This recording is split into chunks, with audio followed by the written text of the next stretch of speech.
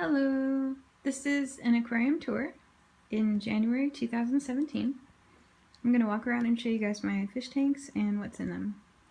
This is about to change a lot in a week, so it's a good time to make a video because I can then compare it a week later and see the huge differences.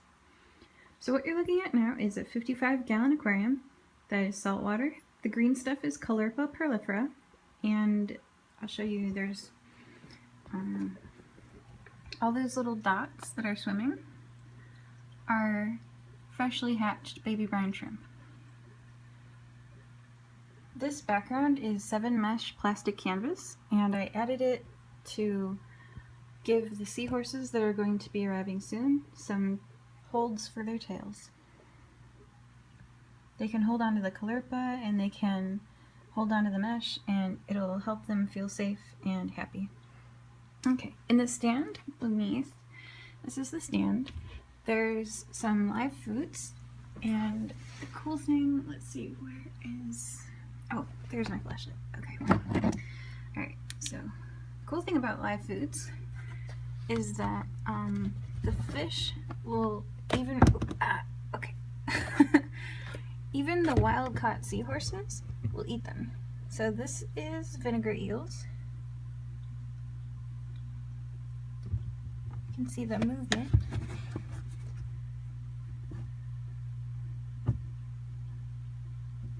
I'm not sure how much of this you guys can see, but basically there's lots and lots and lots of little moving things, and those are vinegar eels, and these are microworms. Let's see if you guys can see the microworms.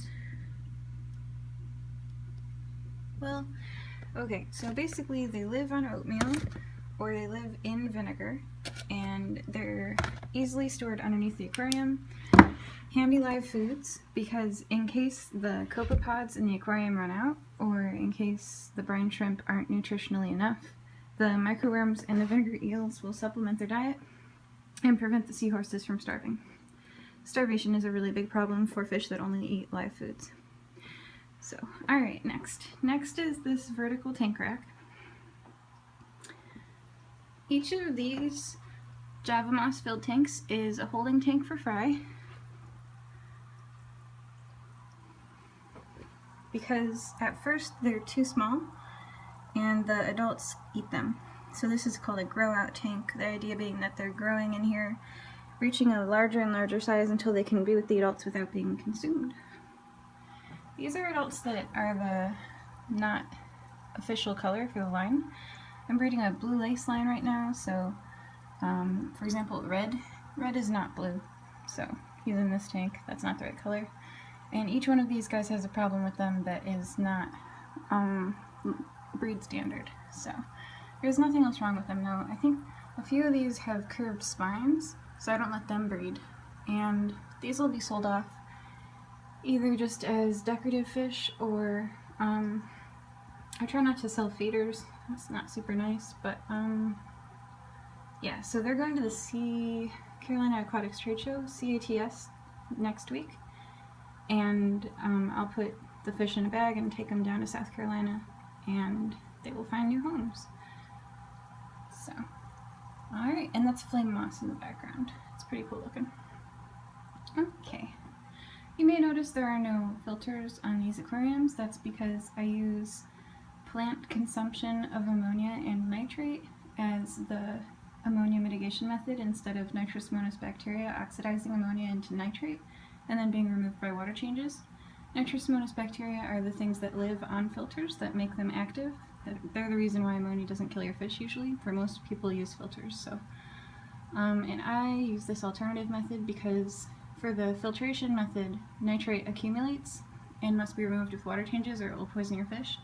For the plant method, plant tissue accumulates, as you can see, instead of nitrate accumulation, and it's not poisonous. So the water stays cleaner, 0 milligrams per liter ammonia and less than 10 milligrams per liter nitrate, and I add fish flake to keep it up at 10 so that the plants have food. Okay, for not planted tanks, usually you have to do water changes to maintain it below 30 milligrams per liter nitrate, but most people don't I've seen it at 80. Anyway, over here. Okay, so more tanks. So this is a tank that's going to be dramatically different a week from now, because at the Carolina Aquatics Trade Show I'm going to take all this myriophyllum, the name of this plant here, and sell it. So it's going to be so different in this tank. Instead of a solid mass of green, it's going to be way trimmed, and all these cuttings are going to be for sale, which is cool. You can't really sell nitrous bacteria or nitrate, but with the planted method you can sell the life support. Hi fishy!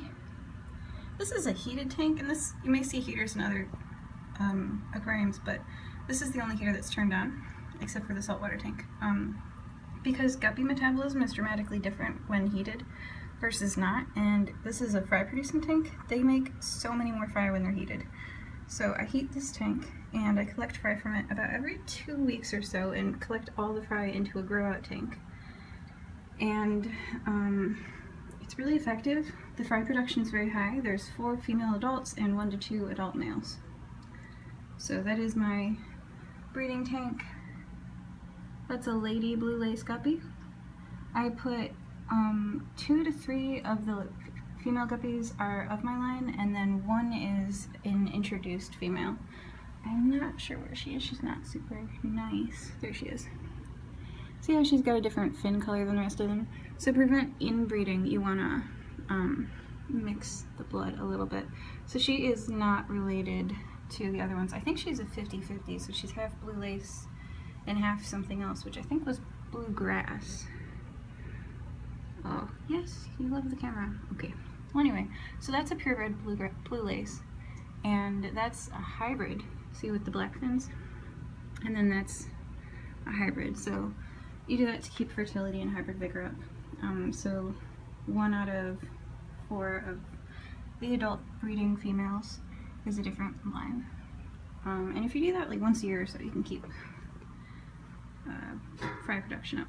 Okay, so this is unheated. You can see because of the Java moss. And this is the adult holding tank for guppies.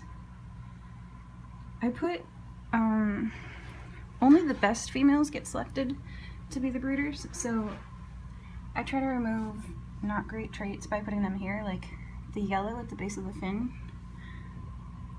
That yellow. It's not super attractive on a blue fish, so you're not in the breeding tank. She's got really nice fin though, like really big fins, and then see how yellow that one is? Yeah, yellow is not the color standard for this line, and you're red. I think I know who your brother is. He is in the male call tank. Red is not, oh well. Anyway, so basically when you're a breeder, you have to select for the fish that you want to carry on your line standards, and the line standard is blue, not yellow, not red. Okay, so it's a really nice tank because it's cold. Their metabolism's like slower, and they get really big in here, and you have more time before they reach full size. So shipping them out from a cold tank is easier, if that makes sense, because you have a longer time period between sub-adult and too big to ship. A lot of people don't realize this, but you don't want to ship adult fish. This is an older female guppy. Do you see how her spine is bent? Giving birth over and over and over, and see how her eyes kind of like messed up? The other side. Oh well. Yeah, you don't want to ship super old fish because they survive stresses less well. So if I was shipping fish, I would not ship you. You don't look super great. I wouldn't ship you. You're too big. I would probably ship this fish. Like any of these females that are clearly female but also not like fully grown, those are the fish you want to ship. Okay, well anyway, so oh, and those are some of the males from the line. See, he's got some yellow on him. Not great. Oh well. Anyway, so that's a tour of the fish room. And about a week from now, when I go to the Carolina Aquatics Trade Show, I'm going to take all that Java moss and all that myriophyllum, and probably a lot of that Java moss, and the seahorses will have arrived by then. So it will be entirely different. All right, bye.